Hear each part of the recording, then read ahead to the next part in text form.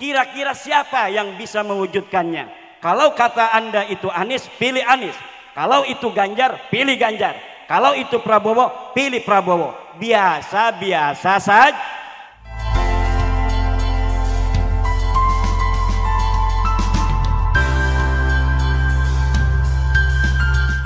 Baik, langsung aja kita akan mendengarkan ceramah agama langsung dari Kiai Haji Imanuddin Usman Al-Bantani.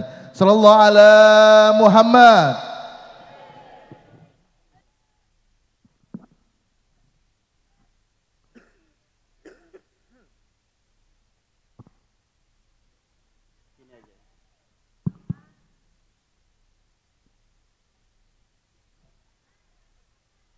Assalamualaikum warahmatullahi wabarakatuh.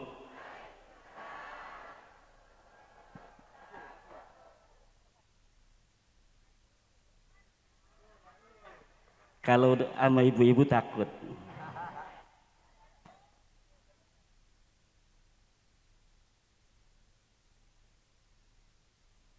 Alhamdulillah. Assalamualaikum warahmatullahi wabarakatuh.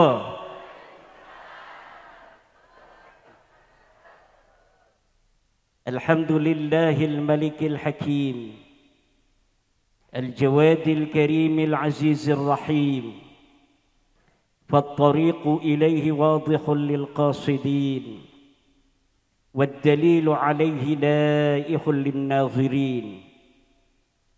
Wassalatu wassalamu ala sayyidina Muhammad wa ala alihi wa sahbihi at-tayyibin at-tahirin. Ya Hayyu ya Qayyum, ya Hannanu ya Mannan, ya Dayyanu ya Sultan, ya Dzal Jalali wal Ikram. Amma ba'du, faqala Allah Ta'ala fil Qur'anil Karim. A'udzu billahi minasy syaithanir rajim. Alhaakumut takatsur hatta zurtumul maqabir. Sadaqallahul azim. Hadaratil mukarramin, a'izza'anal kiram,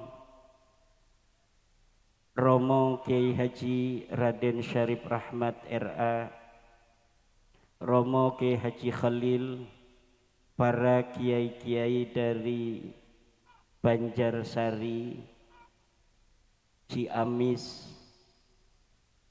para pemateri, Gus Fuad Pleret, KRT Fakih Wiro Hadiningrat, Tubagus Moki Nurfadil, Gus Nas, juga Ketua Majelis Ulama Indonesia Kecamatan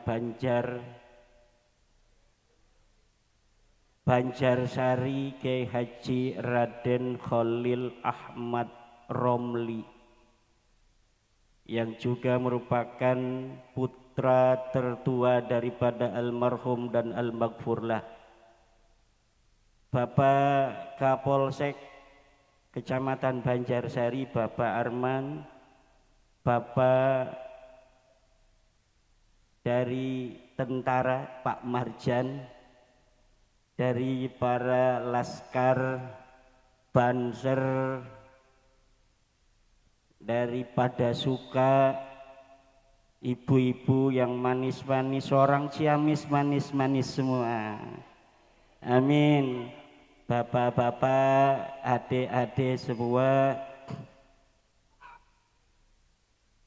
hari ini adalah hari suri tauladan dari seorang anak untuk orang tuanya yang telah tiada. Tidak semua anak di dunia ini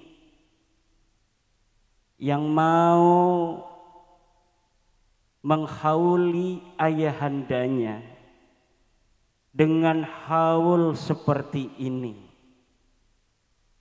Hadza yadullu ala birrihim. Hadza yadullu ala mahabbatihim lil marhum wal maghfur lah.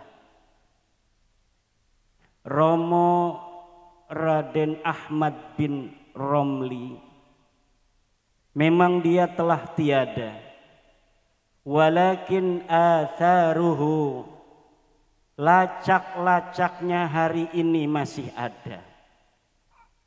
Satu kecamatan diasuh oleh anaknya melalui Majelis Ulama Indonesia Kecamatan Banjarsari.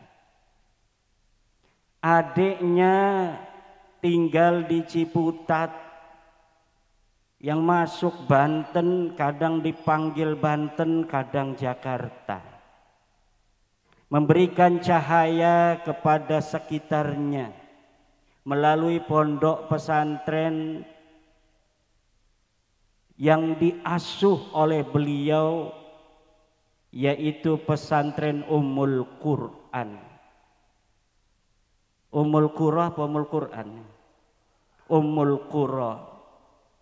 Kemudian tidak hanya untuk santrinya, beliau mengabdikan diri, beliau juga memberikan cahaya kepada dia yang tidak di pesantren, namun mendapatkan cahaya darinya melalui Ormas Padasuka, Padepokan Sunan Kalijaga. Raden Ahmad sudah tiada, tetapi beliau tidak usah bersedih meninggalkan dunia, karena ia telah menjadi sebab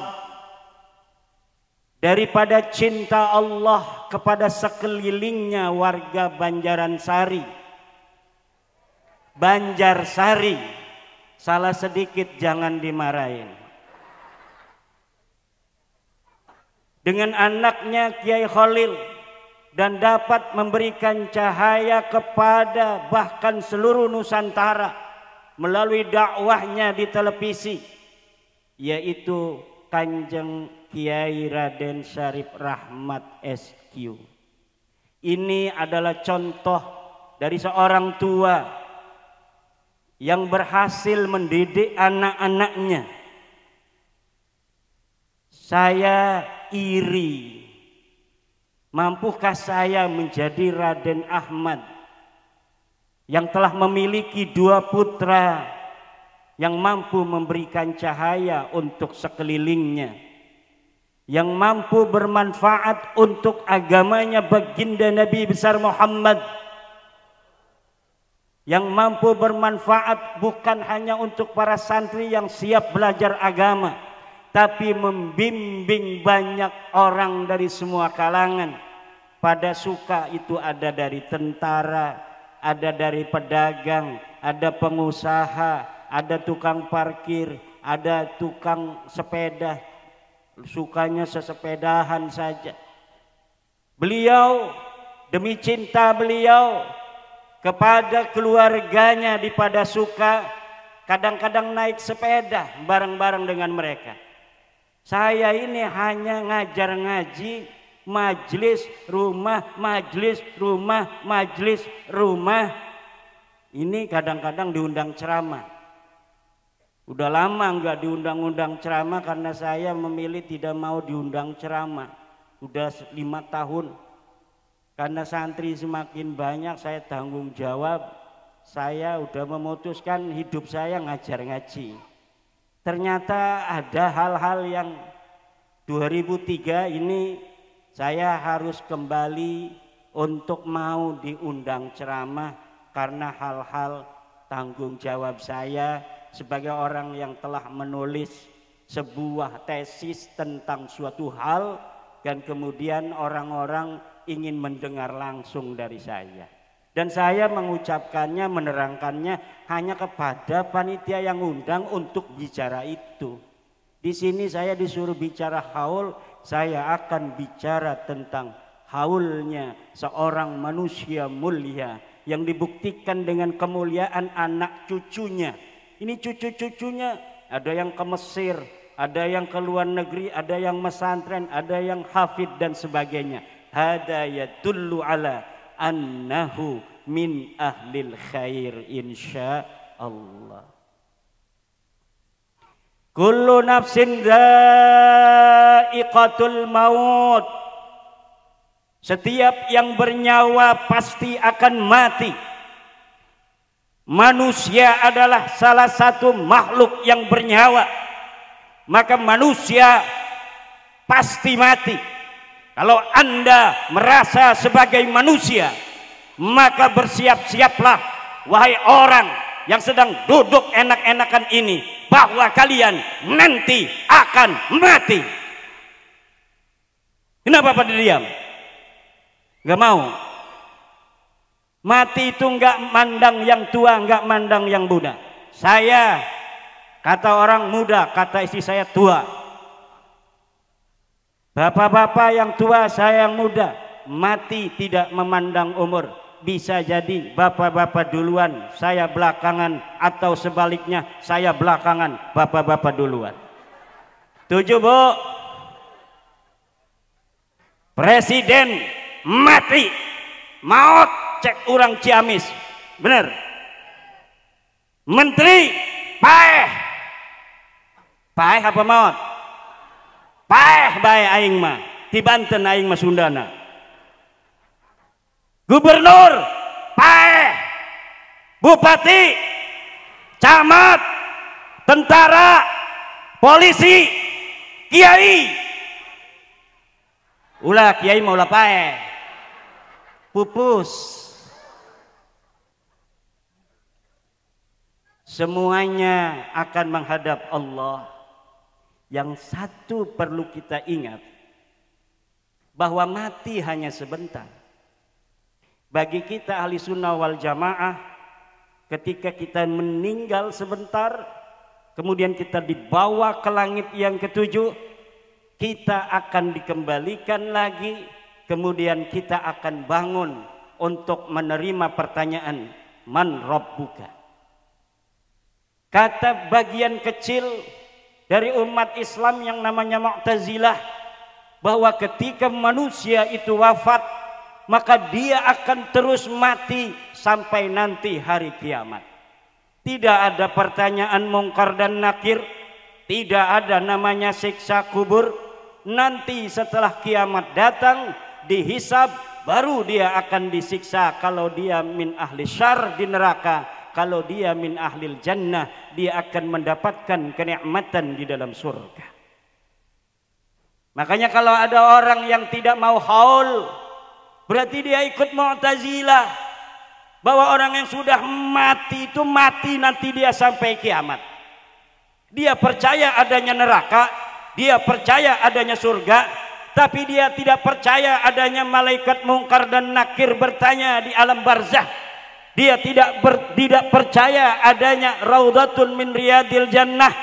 Dia tidak percaya adanya hufratun min hufarin niran. Yang dia percaya sesuai dalam Al-Quran adanya yaumul hisab, nanti setelah hari kiamat baru dihisab manusia. Ada sebagian yang fariqun fil jannah wa fariqun fis sa'ir, sebagian masuk ke dalam surga dengan segala kenikmatannya, dan sebagian lagi akan masuk ke neraka dengan segenap penderitaannya. Tapi kita ahlus sunnah wal jamaah, bagi kita Ahlussunnah wal Jamaah, hadis-hadis Nabi menyatakan, ketika orang saleh meninggal dunia, malaikat turun membawa kain kafan dari surga. Ketika nyawa ini kemudian keluar sendiri, malaikat maut datang, wahai tuanku, waktumu sudah selesai. Maka keluarlah ini nyawa, kemudian ditampani qabilah. Malaikat nampani nyawa kita, kemudian memasukkannya ke kain kafan dan dibawa keranda oleh malaikat-malaikat dari bumi sampai langit pertama. Di sana malaikat langit pertama tidak bisa masuk ke langit kedua, diberikan kepada malaikat langit kedua, kemudian dibawa oleh malaikat langit kedua ke langit ketiga, begitu selanjutnya ditampa oleh malaikat langit ketiga, keempat, kelima, dan ketujuh. Kemudian setelah bertemu Allah subhanahu wa ta'ala, dibalikan lagi ke dalam jasadnya untuk ditanya tentang Rasul baginda Nabi besar Muhammad sallallahu alaihi wasallam. Kata malaikat, man hadar rajul, siapa laki-laki ini? Orang yang suka bermarhaban ketika melihat wajah baginda Nabi, dia akan berbahagia. Hada Jaddul Husaini marhaban ya nura aini. Langsung tidak lagi dilanjutkan man rabbuka wa man nabiyyuka wa ma qiblatuka.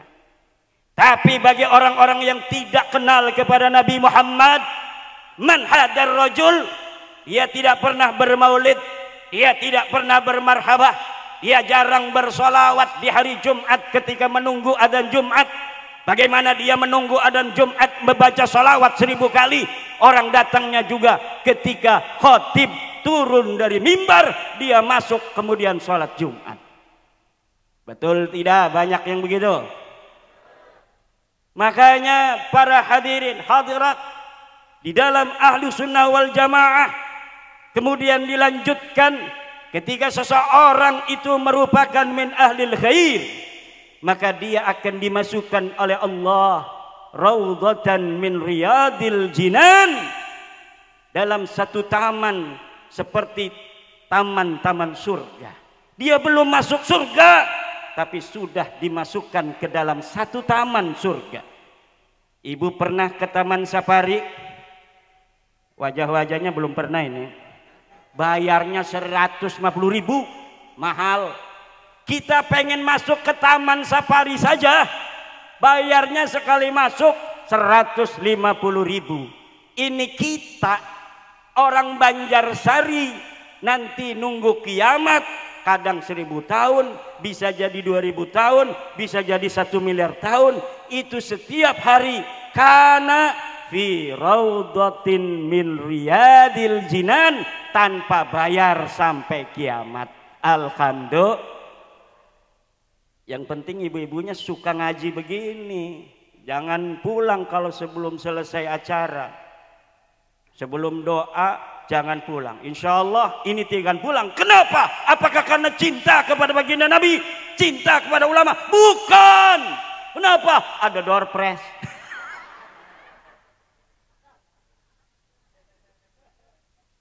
Mudah-mudahan saya yang dapat door prize-nya. Amin. Nih ibu-ibu lagi begini nih, mati. Ini kan lagi nuntut ilmu. Matinya masuk surga. Man mata fi talabil ilmi mata syahidan. Siapa orang yang mati dalam keadaan menuntut ilmu, mata syahidan, maka dia matinya dalam keadaan mati syahid. Bagaimana konsekuensi mati syahid? Mati syahid itu dakhalal jannah bighairi hisab. Masuk surga tanpa diperiksa BPK, tanpa diperiksa KPK. Ada orang masuk surga tapi diperiksanya lama. Pemeriksaan di yaumul hisab bisa berjalan, ada yang sehari, ada yang setahun, ada yang 100 tahun, ada yang 1000 tahun, ada yang 1 miliar tahun. Lama. Dalam keadaan matahari begitu dekat, ngucur segala macam keringat yang berbau bermacam-macam dari orang-orang yang sangat berdosa. Maka ketika itu manusia di yaumil hisab itu tidak kuat. Ya Rabb, kami mohon keringanan dari keadaan yang begini sangat tidak enak. Matahari begitu dekat, kemudian bentakan malaikat ketika menyidik kita. Satu, apa yang kita lakukan tidak ada yang luput daripada hisaban. Ibu-ibu suami lagi masuk kamar mandi, dompet suami dilihat, dimasukin 100.000 ke susunya. Itu nanti kita akan melihatnya. Halal apa haram? Suami lagi kamar mandi, dompetnya kita ambil, kita lihat. Ada duitnya 500.000, kita ambil 100.000. Ibu-ibu saya tanya, halal apa haram? Halal. Kalau suaminya pelit, halal. Setuju? Biarin kiai fatwa haram, kita halal aja, Bu. Suami pelitnya kayak setan. Dia lagi meleng, kita ambil aja duitnya 100.000. Dia nanya, kemana nih 100? Ada tuyul kali AA.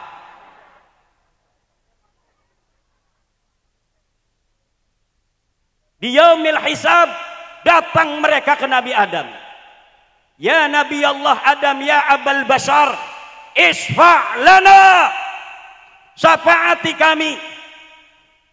Sagalatni umuri, tidak, aku sibuk dengan urusanku. Datang ke Nabi Sis, kadzalika. Datang ke Nabi Nuh, kadzalika. Datang ke Ibrahim, kadzalika. Datang ke Nabi Ismail, kadzalika. Datanglah kepada Nabi Muhammad. Nabi Muhammad memiliki asy-syafa'atul uzma. Man hiya syafa'atul uzma? Syafa'atun fi yaumil hisab linuqsanil ahwal. Syafaat yang diberikan oleh Nabi Muhammad untuk seluruh umat manusia dari zaman Nabi Adam sampai nanti hari kiamat.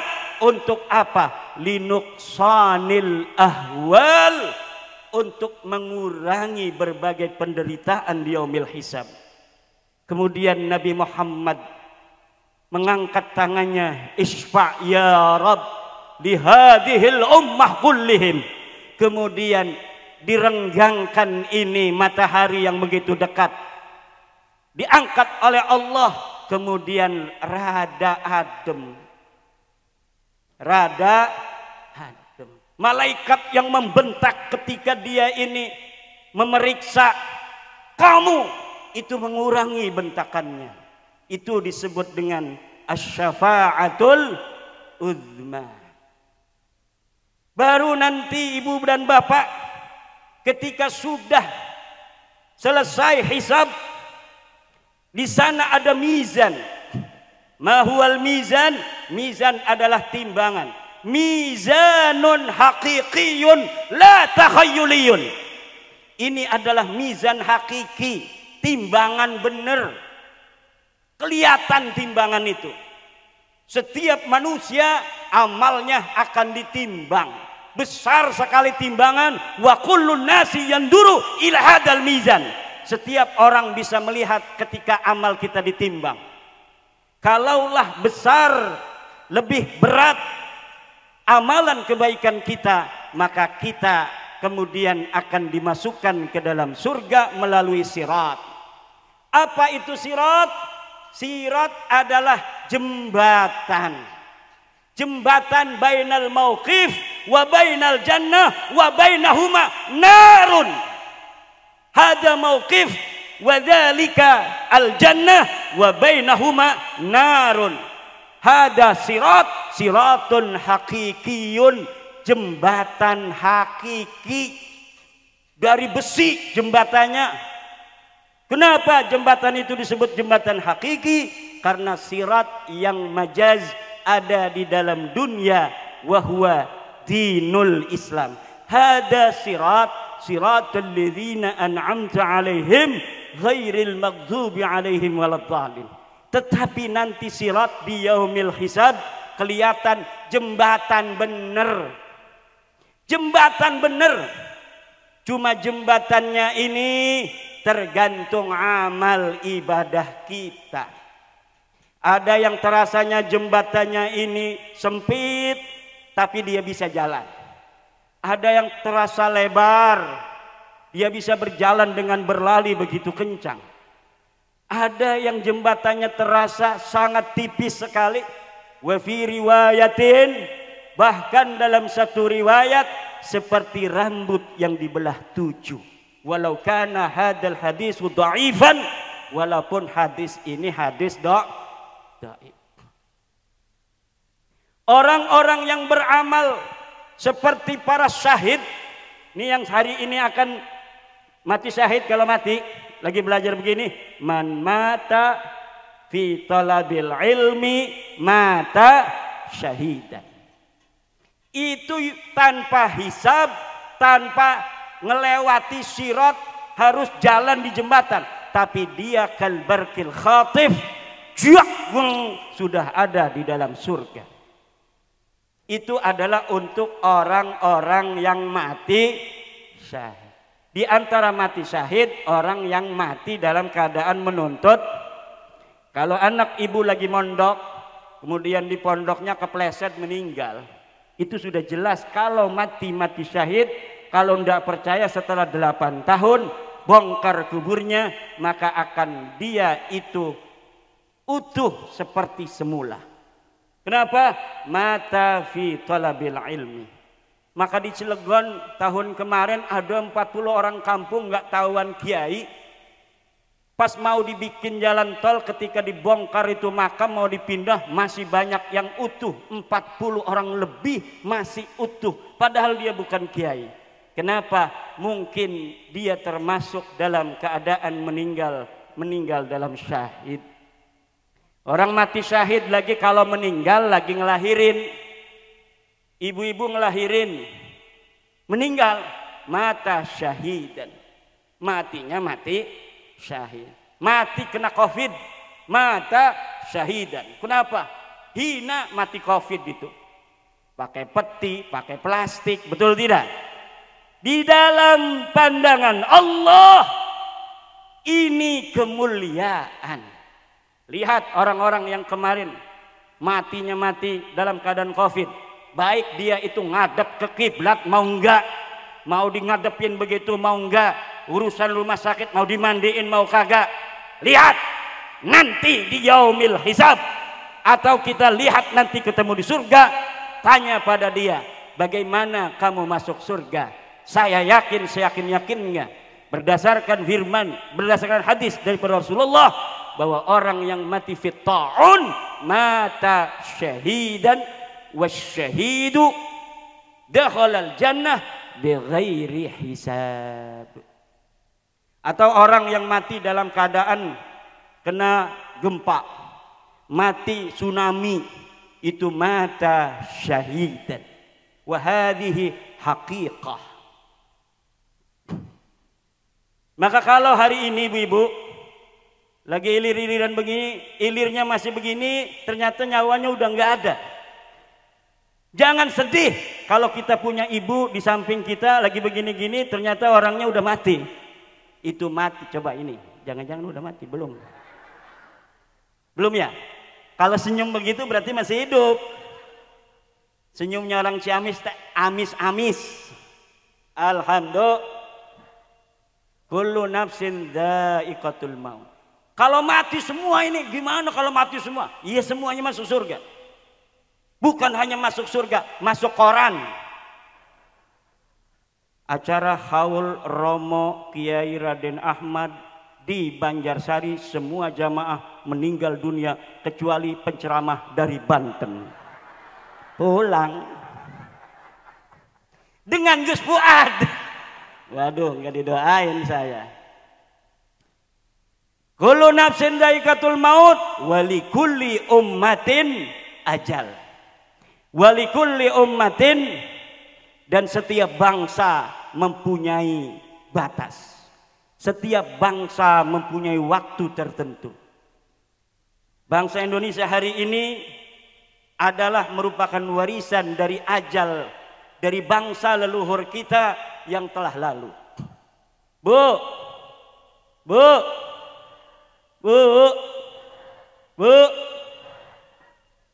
ini dulu Indonesia kita, ada pulau Kalimantan, ada pulau Sumatera, ada pulau Jawa. Dulunya ini satu dengan benua Asia.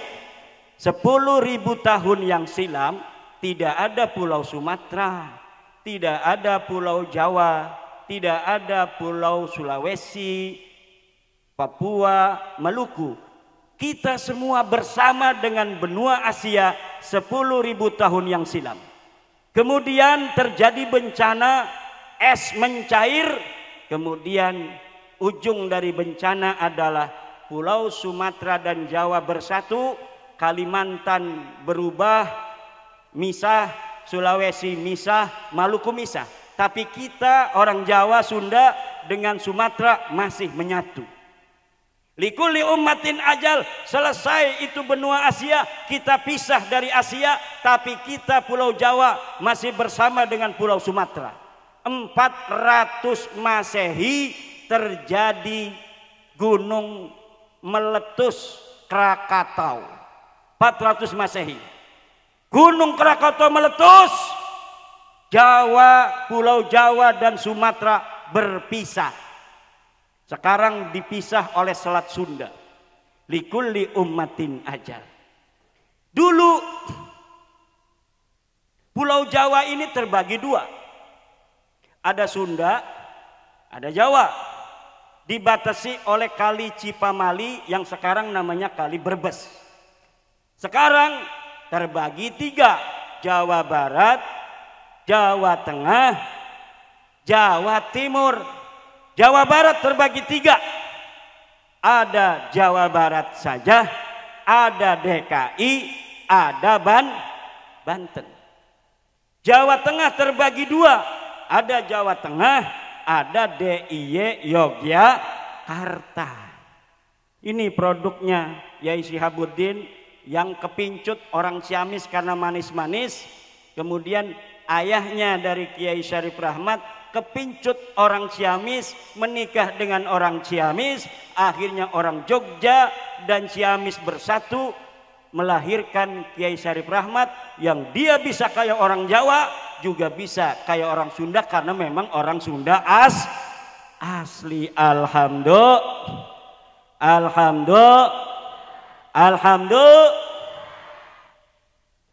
Likulli ummatin ajal. Ini dulu Ciamis ini bukan Ciamis, Bu. Ciamis ini baru namanya tahun 1914 oleh Belanda. Dulu namanya apa? Galuh. Ini Galuh selama 900 tahun nama Galuh dipakai oleh orang Banjarsari. Dari mulai tahun 1914 sampai ke belakang selama 900 tahun ini namanya Kerajaan Galuh, kemudian terakhir zaman Belanda menjadi Kabupaten Galuh. Tahun 1914 dirubah namanya Ciamis. Kenapa? Karena ngelihat orang Ciamis manis-manis, udah kita ganti Ciamis. Begitu ceritanya. Kalau Galuh itu gagah perkosa. Galuh artinya gagah perkasa. Orang Galuh itu gagah perkasa. Belanda takut orang Galuh yang keturunan para raja Write Kandayun untuk memberontak kepada Belanda. Akhirnya diganti namanya menjadi Ciamis agar yang kelihatannya adalah manis-manisnya aja. Padahal di balik manisnya orang Ciamis ada jiwa kesatria yang diturunkan dari raja-raja Tarumanegara. Dulu kerajaan kita ini cuma satu di Pulau Jawa. Namanya Kerajaan Salakanegara. Di Jawa Barat ini Salakanegara 300 tahun hancur. Kemudian menjadi Tarumanegara. Tarumanegara 300 tahun hancur. Jadi dua Tarumanegara. Dibatasi oleh kali di Citarum. Sebelah sana namanya Galuh sini. Sebelah sana namanya Sunda. Kemudian 300 tahun kemudian hancur lagi Sunda dan Galuh, disatukan oleh Prabu Siliwangi, namanya Kerajaan Pajajaran. Kerajaan Pajajaran kemudian hancur jadi tiga penerusnya, Kerajaan Cirebon, Kerajaan Sumedang dan Kerajaan Banten. Masa penjajahan hancur lagi. akhirnya jadi Jawa Barat. Tahun 2001 jadi 2 lagi, Jawa Barat, Banten. DKI dari dulu jadi 3. Likulli ummatin ajal. Setiap bangsa mempunyai waktu. Kapan dia untuk tumbuh, kapan dia kemudian akan hancur. Kita minta Indonesia ini kepada Allah, agar Allah tidak hanya umur Indonesia ini seperti Tarumanegara yang 300 tahun. Kita ingin Indonesia ini dalam keindonesiaan kita beribu-ribu tahun yang akan datang. Amin ya Allah ya Rabbal. Kita ingin Indonesia ini ada yang terdiri dari 17.000 pulau, 700 bahasa, 1.400 suku bangsa yang dipisahkan setiap pulaunya oleh lautan, itu disatukan selama-lamanya oleh negara Kesatuan Republik Indonesia.